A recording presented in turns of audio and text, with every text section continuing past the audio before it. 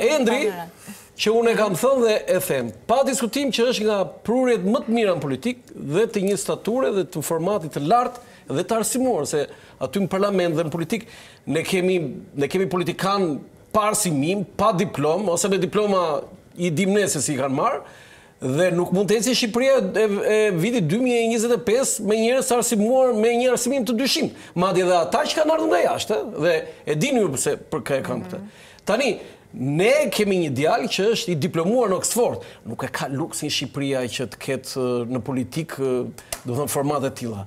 Frika ime e madhe dikush është që Endri Shabani të jetë si Fanoli që të dështoj me sukses. Ai ishte më i arsimuari, me diplomë Harvard erdhi këtu kryeministër, dështoi iku. Endri po ta them, po aq sa të vlerësoj, ky është merakui im, që ti do dështosh në politikë pikërisht sepse je nivel shumë lart formimi, arsimimi, edukimi në krahasim me atë që është këtu.